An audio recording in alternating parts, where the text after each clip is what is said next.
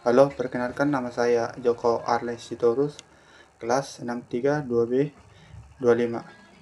dengan NIM 63240235. Di sini akan saya menganalisa tentang pidato kenegaraan Presiden Republik Indonesia pada sidang tahunan MPR RI 2020. Pidato Presiden Joko Widodo, baik dalam forum nasional maupun internasional, seringkali menarik perhatian karena kemampuan beliau dalam menyampaikan pesan dengan bahasa yang lugas, tegas, dan penuh makna.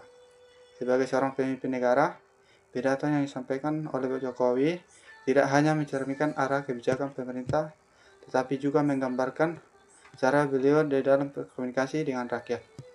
Dalam analisis ini, kita akan mengkaji pidato Joko Widodo secara mendalam dengan fokus pada aspek bahasa, kesesuaian dengan kaidah bahasa Indonesia, penggunaan gaya bahasa, serta dampak retoris yang muncul dalam pidato tersebut. Untuk videonya, mari kita tonton.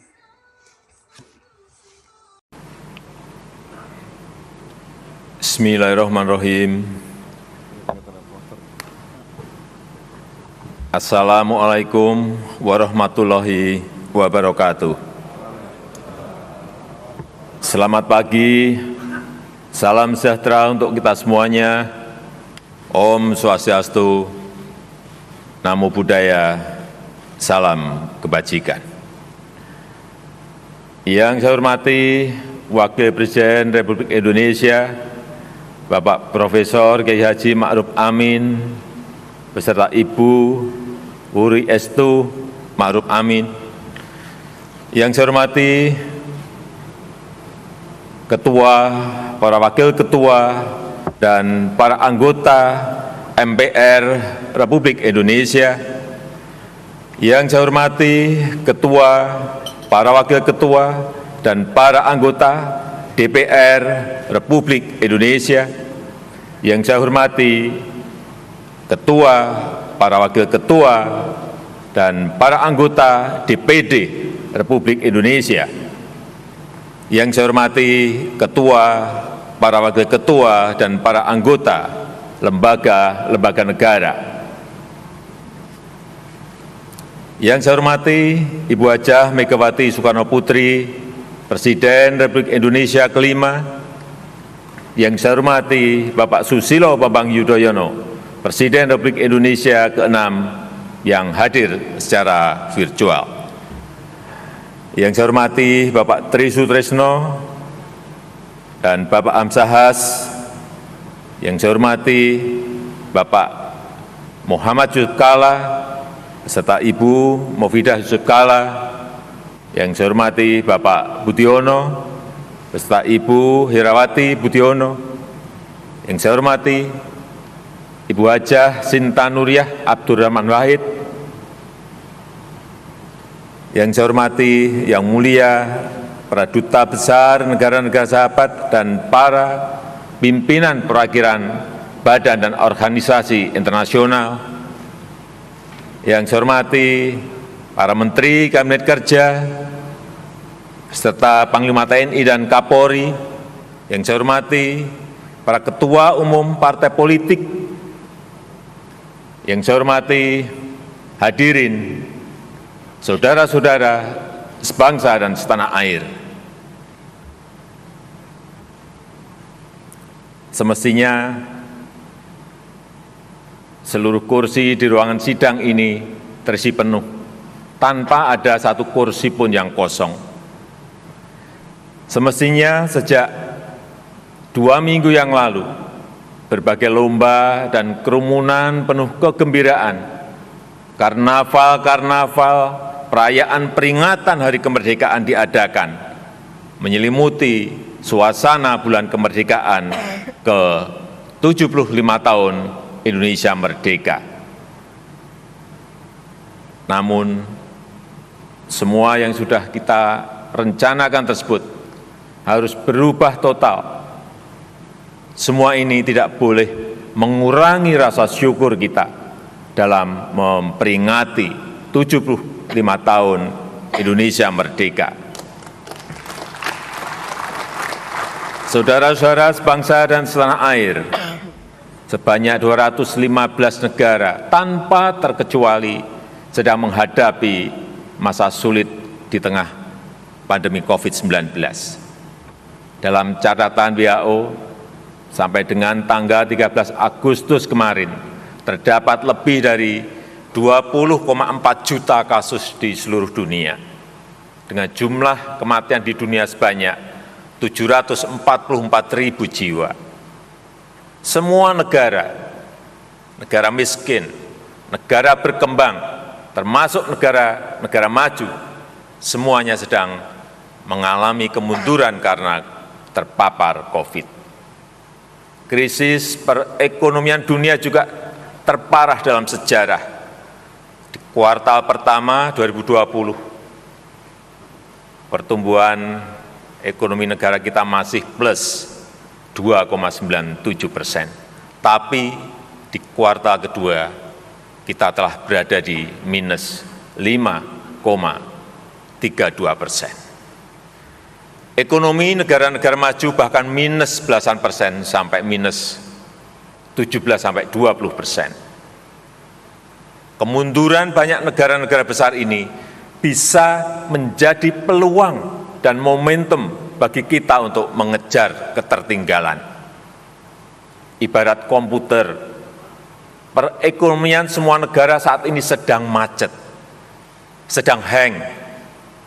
Semua negara harus menjalani proses mati komputer sesaat, harus melakukan restart, harus melakukan rebooting, dan semua negara mempunyai kesempatan men-setting ulang semua sistemnya. Saya menyambut hangat seruan moral penuh kearifan dari para ulama, para pemuka agama, dan tokoh-tokoh budaya agar menjadikan momentum musibah pandemi ini sebagai sebuah kebangkitan baru. Sekali lagi, kebangkitan baru untuk melakukan sebuah lompatan besar.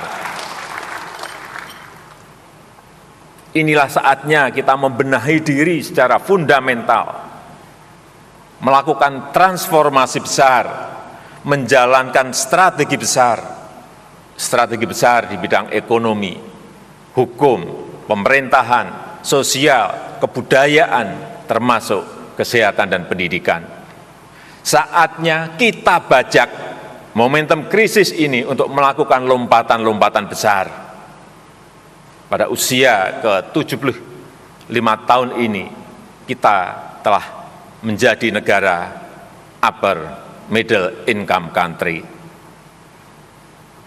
Dan 25 tahun lagi pada usia seabad Republik Indonesia, kita harus mencapai kemajuan yang besar, menjadikan Indonesia negara maju. Saudara-saudara sebangsa dan setanah air, kita harus melakukan reformasi fundamental dalam cara bekerja. Kesiapsiagaan dan kecepatan kita diuji. Kita harus mengevakuasi warga negara Indonesia dari wilayah pandemi COVID di Tiongkok. Kita harus menyiapkan rumah sakit, rumah isolasi, obat-obatan, alat kesehatan, dan mendisiplinkan protokol kesehatan. Semuanya harus dilakukan secara cepat dalam waktu yang sangat singkat. Ketika krisis kesehatan tersebut berdampak pada perekonomian nasional, kita juga harus cepat bergerak, memberikan bantuan sosial bagi masyarakat melalui bantuan sembako, bansos tunai, subsidi dan diskon tarif listrik, BLT desa, dan subsidi gaji, membantu UMKM untuk memperoleh restrukturisasi kredit, memperoleh banpres produktif, berupa bantuan modal darurat dan membantu pembelian produk-produk mereka. Membantu tenaga kerja yang menjadi korban PHK, antara lain melalui bantuan sosial dan program Kartu Prakerja. Sesuatu yang tidak mudah, sesuatu yang tidak mudah. Untuk itu semua, pemerintah cepat melakukan perubahan rumusan program, menyesuaikan program kerja dengan situasi terkini, melakukan realokasi anggaran dalam waktu singkat, menerbitkan Perpu nomor 1 tahun 2020 yang kemudian disetujui oleh DPR menjadi Undang-Undang nomor 2 tahun 2020. Terima kasih para anggota DPR atas kerja cepatnya. Mensinergikan BI, OJK, dan LPS dalam rangka juga untuk memulihkan perekonomian nasional. Krisis ini telah memaksa kita untuk menggeser channel cara kerja kita dari cara-cara normal menjadi cara-cara ekstra normal, dari cara-cara kerja biasa menjadi cara-cara kerja luar biasa, dari prosedur panjang dan berbelit menjadi smart shortcut, dari orientasi prosedur menjadi orientasi hasil. Pola pikir dan etos kerja kita juga harus berubah. Fleksibilitas, kecepatan, ketepatan sangat dibutuhkan. Efisiensi, kolaborasi, dan penggunaan teknologi harus diprioritaskan. Kedisiplinan nasional dan produktivitas nasional juga harus ditingkatkan. Jangan sia-siakan pelajaran yang diberikan oleh krisis. Jangan biarkan krisis membuahkan kemunduran. Justru momentum krisis ini harus kita bajak untuk melakukan lompatan kemajuan. Saudara-saudara sebangsa dan setanah air, perjuangan untuk menghambat penyebaran COVID-19, mengobati yang sakit, dan mencegah kematian sudah luar biasa kita lakukan. Atas nama rakyat, bangsa, dan negara, saya menyampaikan terima kasih dan penghargaan setinggi-tingginya kepada para dokter, perawat, serta seluruh petugas di rumah sakit, di laboratorium, di klinik-klinik kesehatan, dan di rumah isolasi. Kepada tokoh masyarakat, para relawan, awak media, aparat TNI dan Polri, para ASN di pusat dan di daerah. Dengan peristiwa pandemi ini, maka reformasi fundamental di sektor kesehatan juga harus kita percepat. Orientasi pada pencegahan penyakit dan pola hidup sehat harus diutamakan. Penguatan kapasitas SDM, pengembangan rumah sakit dan balai kesehatan, serta industri obat dan alat kesehatan harus diprioritaskan. Ketahanan dan kapasitas pelayanan kesehatan harus kita tingkatkan secara besar-besaran. Demikian pula halnya dengan ketahanan pangan, dengan menjamin kelancaran rantai pasokan makanan dari hulu produksi sampai hilir distribusi ke seluruh wilayah negeri. Efisiensi produksi pangan, peningkatan nilai tambah bagi petani, penguatan koperasi, dan metode korporasi petani akan terus ditingkatkan. Food estate, lumbung pangan sedang dibangun untuk memperkuat cadangan pangan nasional. Bukan hanya di hulu, tetapi juga bergerak di hilir produk pangan industri. Bukan lagi menggunakan cara-cara manual, tetapi teknologi modern dan pemanfaatan kecanggihan digital. Bukan hanya untuk pasar domestik, tetapi juga untuk pasar internasional. Saat ini sedang dikembangkan food estate di Provinsi Kalimantan Tengah dan Provinsi Sumatera Utara. Dan akan dilakukan kemudian di beberapa daerah yang lain, yang merupakan sinergi antara pemerintah, pelaku swasta, dan masyarakat sebagai pemilik lahan maupun sebagai tenaga kerja. Saudara-saudara sebangsa dan setanah air, upaya besar juga telah dan sedang dilakukan dalam membangun kemandirian energi. Tahun 2019 kita sudah berhasil memproduksi dan menggunakan B20 dan tahun ini kita mulai dengan B30 sehingga kita mampu menekan nilai impor minyak kita di tahun 2019.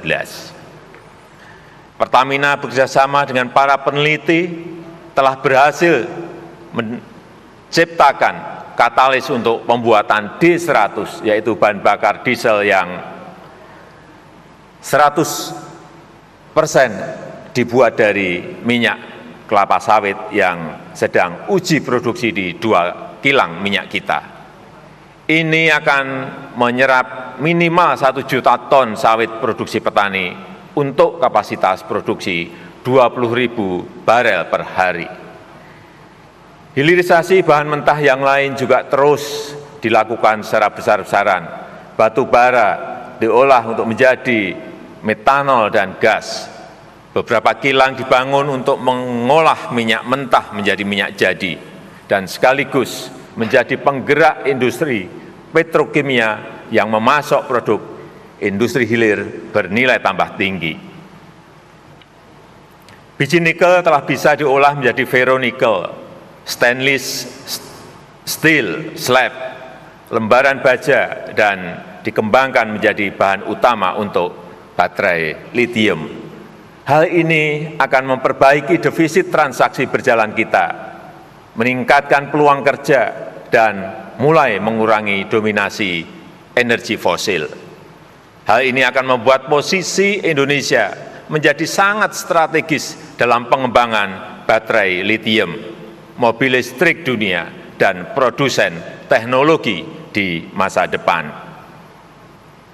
Prinsip yang sama juga kita gunakan dalam membangun kawasan industri lainnya, termasuk pembangunan super koridor ekonomi pantai utara Jawa, kawasan industri Batang, serta Subang Majalengka sedang dikembangkan dalam waktu singkat, dirancang untuk mampu mengundang investasi berkualitas yang bersinergi dengan UMKM kita, yang memberikan nilai tambah signifikan untuk perekonomian nasional, serta menyerap tenaga kerja dalam jumlah besar. Kawasan industri serupa juga akan dibangun di berbagai daerah di seluruh Indonesia, yang selalu bersinergi dengan kewirausahaan masyarakat dan UMKM untuk menyediakan kesempatan kerja bagi generasi muda yang belum bekerja dan meningkatkan pemerataan pembangunan di seluruh pelosok negeri. Oleh karena itu, ekosistem nasional yang kondusif bagi perluasan kesempatan kerja yang berkualitas harus kita bangun. Penataan regulasi harus kita lakukan. Regulasi yang tumpang tindih, yang merumitkan, yang menjebak semua pihak dalam risiko harus kita sudahi. Semua ini kita dedikasikan untuk perekonomian nasional yang adil, untuk kepentingan yang sudah bekerja, untuk kepentingan yang sedang mencari kerja, untuk mengentaskan kemiskinan dengan menyediakan kesempatan kerja yang berkualitas seluas-luasnya. Kita ingin semua harus bekerja, kita ingin semua sejahtera. Saudara-saudara sebangsa dan setanah air, ekosistem nasional yang produktif dan inovatif tidak mungkin tumbuh tanpa ekosistem hukum, politik, kebudayaan, dan pendidikan yang kondusif. Fleksibilitas yang tinggi dan birokrasi yang sederhana tidak bisa dipertukarkan dengan kepastian hukum, anti korupsi, dan demokrasi.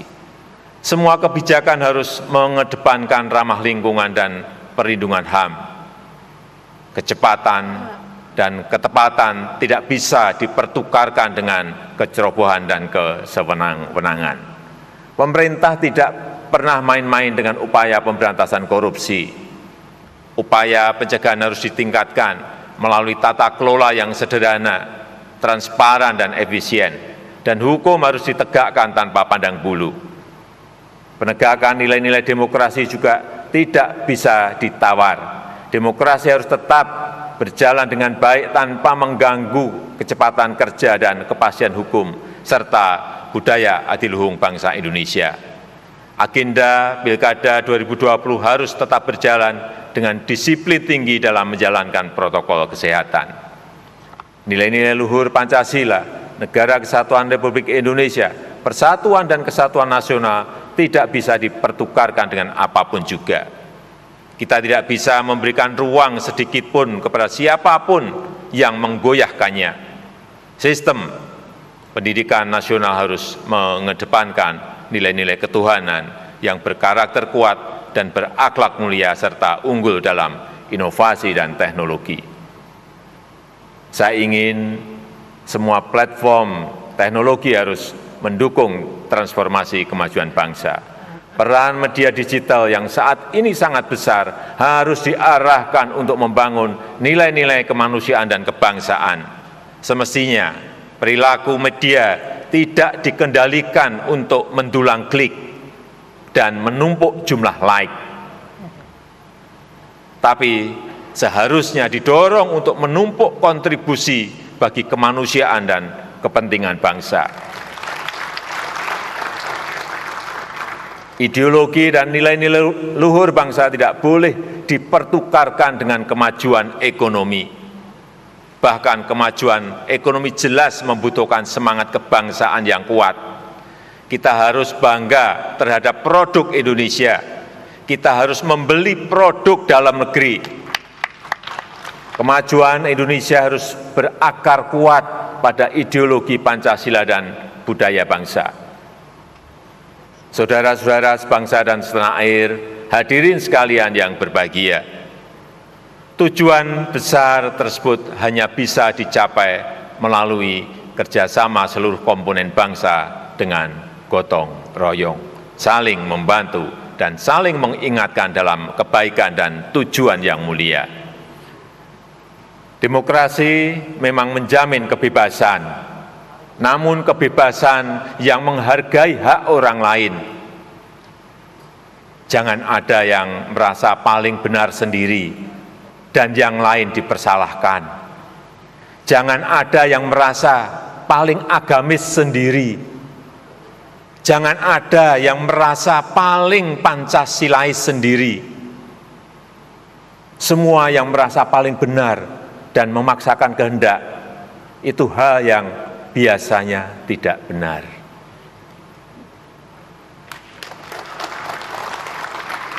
Kita beruntung bahwa mayoritas rakyat Indonesia dari Sabang sampai Merauke, dari Miangas sampai Pulau Rote, menjunjung tinggi kebersamaan dan persatuan, penuh toleransi dan saling peduli, sehingga masa-masa sulit sekarang ini bisa kita lalui dan kita tangani secara baik. Kita beruntung dan berterima kasih atas dukungan dan kerja cepat dari pimpinan dan anggota lembaga-lembaga negara yang melakukan langkah-langkah extraordinary dalam mendukung penanganan krisis dan membajak momentum krisis untuk menjalankan strategi-strategi besar bangsa. MPR dengan cepat membuat payung program baru MPR Peduli COVID-19, serta terus melakukan sosialisasi dan aktualisasi Pancasila serta pengkajian sistem ketatanegaraan dan konstitusi kita. Dengan sangat cepat, sangat responsif, DPR langsung membahas dan kemudian menyetujui dan mengesahkan Perpu nomor 1 tahun 2020 menjadi undang-undang untuk memberikan payung hukum dalam mengatasi krisis kesehatan dan perekonomian. Perpu nomor 2 tahun 2020 menjadi undang-undang untuk melandasi penundaan pemungutan suara pemilihan kepala daerah. Agenda-agenda legislasi yang lain juga tetap berjalan efektif, antara lain pembahasan RUU Pertambangan Mineral dan Batubara dan RUU Kebijakan Keuangan Negara dan Stabilitas Sistem Keuangan untuk penanganan pandemi COVID-19.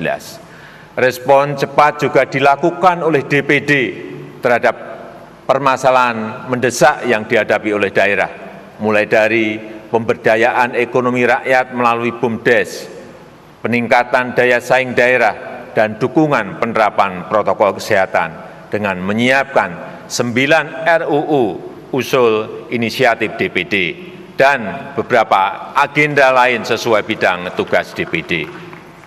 Saudara-saudara sebangsa dan setanah air, di tengah berbagai kesulitan teknis selama pandemi, BPK secara cepat dan cermat telah memeriksa dan menyampaikan 1.180 laporan hasil pemeriksaan 2019, memberikan 36.000 rekomendasi kepada pemerintah, dan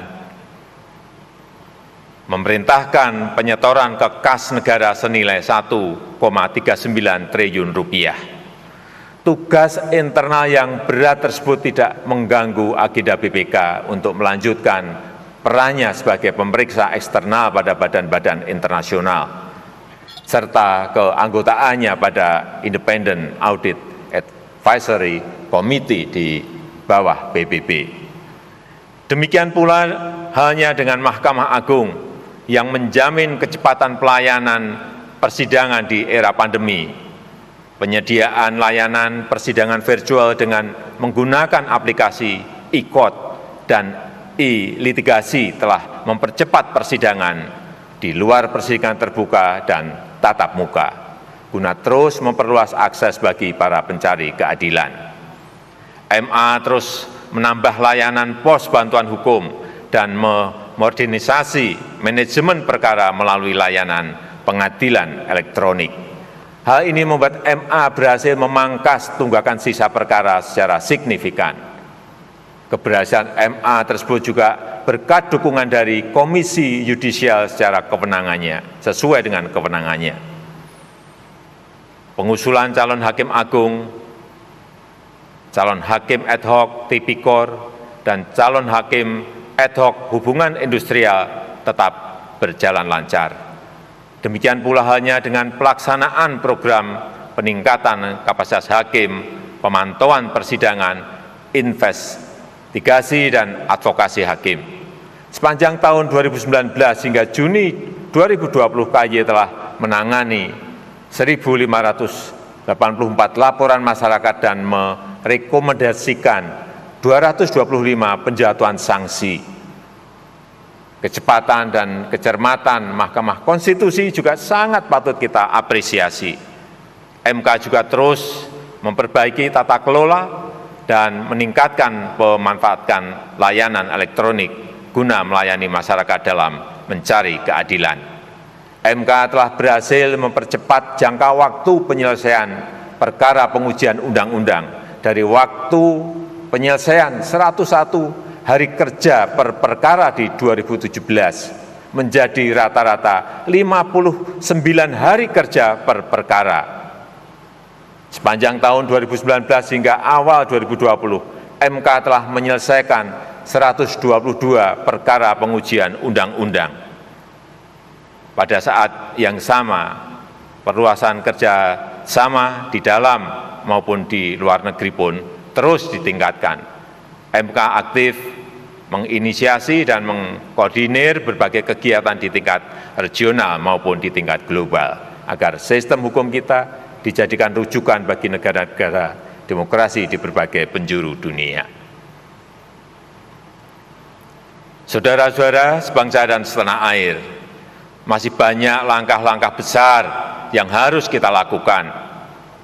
Masih tersedia waktu 25 tahun lagi bagi kita untuk menyiapkan seabad Indonesia merdeka, untuk membangun Indonesia yang kita cita-citakan. Target kita saat ini bukan hanya lepas dari pandemi, bukan hanya keluar dari krisis. Langkah kita adalah melakukan lompatan besar, memanfaatkan momentum krisis yang saat ini sedang terjadi.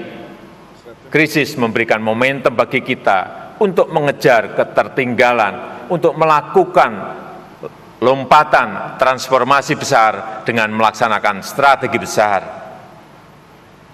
Mari kita pecahkan masalah fundamental yang kita hadapi.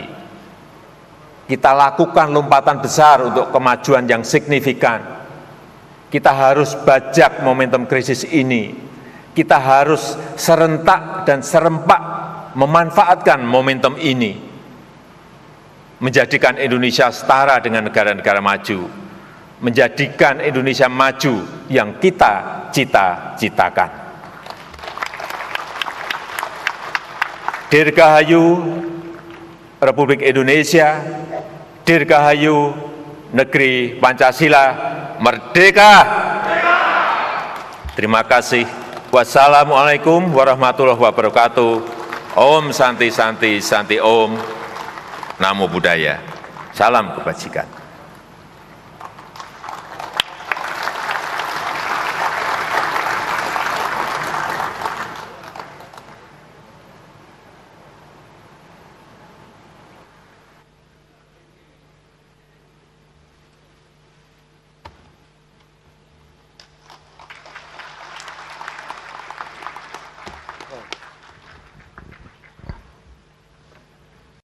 Oke, baik.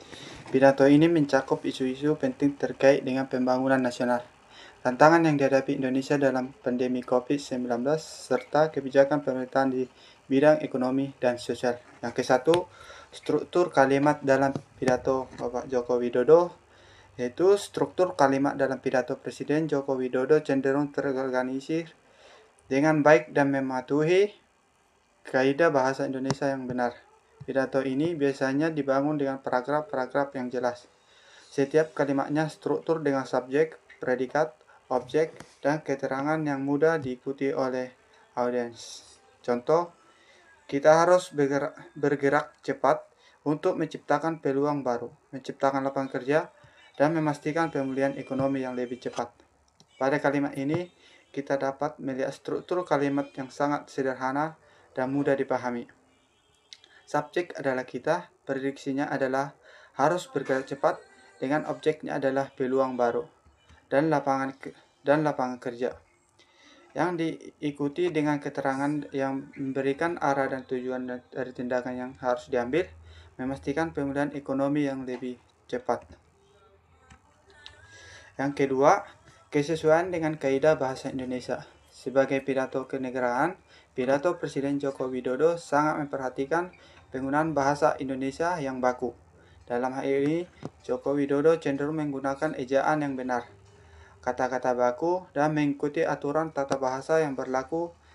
Beberapa hal yang menonjol dalam pidato beliau adalah penggunaan kata baku dan tepat. Presiden Joko Widodo sangat hati-hati dalam memilih kata-kata yang sesuai dengan kaidah bahasa Indonesia. Misalnya, beliau lebih memilih menggunakan istilah transformasi ekonomi daripada istilah yang lebih informasi atau kurang tepat. Ini menunjukkan bahwa beliau mengutamakan penggunaan bahasa yang jelas dan terukur. Penggunaan bahasa formal yang tepat. Sebagai seorang kepala negara, pidato beliau harus sesuai dengan norma-norma kesantunan berbahasa. Dalam pidato kenegaraan, penggunaan bahasa formal yang sangat penting untuk menunjukkan rasa hormat dan keseriusan terhadap topik yang dibahas. Keselarasan dengan ejaan yang disempurnakan atau EYD atau EB. Dalam setiap pidato, Jokowi selalu mematuhi ejaan yang disempurnakan atau EYD atau ejaan bahasa Indonesia atau EB. Semua kata-kata, baik dalam konteks nama, tempat, ataupun istilah teknis, selalu menggunakan ejaan yang sesuai dengan kaidah yang berlaku. Yang ketiga, penggunaan gaya bahasa atau retorika. Dalam pidato-pidato Jokowi, kita sering menemukan penggunaan gaya bahasa retoris untuk memperkuat pesan yang disampaikan. Gaya bahasa ini bertujuan untuk mempengaruhi audiens dan menciptakan dampak emosional. Selain itu, untuk memberikan informasi yang jelas dan mendidik, beberapa elemen gaya bahasa yang sering digunakan Jokowi adalah A. Repetisi atau pengulangan. Repetisi adalah teknik yang sering digunakan untuk menekankan suatu ide atau pesan. Jokowi sering mengulang kata-kata atau frasa untuk memperkuat makna dan memastikan audiens mengingat pesan penting. Contoh, kita harus bangkit, kita harus bergerak cepat, kita harus bersatu. Pengulangan kata kita. Dalam kalimat ini menciptakan kekuatan dan kesan urgensi serta mengajak audiens untuk terlibat secara aktif dalam perubahan. Repetisi ini juga membangun semangat kolektif di kalangan pendengar. Yang berikutnya B, pertanyaan retoris. Jokowi sering menggunakan pertanyaan retoris dalam pidato untuk membangkitkan kesadaran atau untuk mengajak audiens berpikir lebih dalam mengenai suatu isu. Contoh, apakah kita akan tinggal diam dan membiarkan masa depan anak-anak kita tergadai? Pertanyaan ini bukan dimaksud untuk dijawab langsung, tetapi untuk memprovokasi audiens agar merenung dan merasa terdorong untuk bertindak. C. Metafora dan smile. Pidato Jokowi kadang-kadang menggunakan metafora atau smile untuk memperjelas makna atau memberi gambaran yang lebih hidup tentang situasi atau kebijakan tertentu. Penggunaan metafora ini bertujuan agar ide-ide abstrak lebih mudah dipahami. Contoh, kita tidak bisa hanya berdiri di tempat. Kita harus seperti air mengalir, bergerak maju untuk mengatasi tantangan yang ada. Metafora seperti air yang mengalir, memberikan gambaran yang sangat kuat dan mudah dipahami mengenai pentingnya ketekunan dan kelincahan dalam menghadapi tantangan. Yang D, anafora atau pengulangan frasa di awal kalimat. Teknik ini menggunakan untuk menekankan inti dari pesan yang ingin disampaikan. Contoh, kita harus menjaga persatuan, kita harus memprioritaskan kesejahteraan rakyat, kita harus maju bersama-sama. Pengulangan frasa kita harus memberikan efek penekanan dan memotivasi audiens untuk lebih serius dalam menghadapi masalah. 4. Kejelasan pesan dan tujuan pidato. Pidato Jokowi selalu mengutamakan kejelasan pesan. Setiap kalimat dalam pidato biasanya mengandung tujuan yang jelas. Apakah itu untuk menyampaikan kebijakan, mengajak masyarakat untuk bersatu, atau untuk memberikan motivasi. Salah satu ciri khas pidato Jokowi adalah kemampuannya untuk berbicara dengan bahasa yang mudah dipahami, tetapi tetap berbobot. Oke, situ pesan utama dalam pidato-pidato Jokowi seringkali berkaitan dengan pembangunan ekonomi, kesejahteraan rakyat, dan persatuan bangsa. Pesan ini menyampaikan dengan cara yang memotivasi audiens untuk berpartisipasi aktif dalam mencapai tujuan tersebut. Tujuan politik dan sosial juga menjadi fokus utama seperti dalam pidato terkait dengan pengulangan pandemi COVID-19, di mana beliau menyampaikan strategi pemerintah dalam menangani krisis kesehatan dan ekonomi. Nah, kesimpulan pidato Presiden Joko Widodo sangat memperhatikan struktur bahasa yang jelas dan tertata, penggunaan bahasa Indonesia yang baku dan sesuai kaidah, serta penerapan gaya bahasa retoris untuk menguatkan pesan. Beliau sering menggunakan teknik seperti repetisi, metafora, dan pertanyaan retoris untuk menciptakan dampak emosional yang mendalam pada audiens keseluruhan. Pidato-pidato Jokowi mencerminkan komunikasi yang efektif, baik di dalam hal menyampaikan informasi maupun dalam membangkitkan semangat nasionalisme dan partisipasi. Sekian dan terima kasih.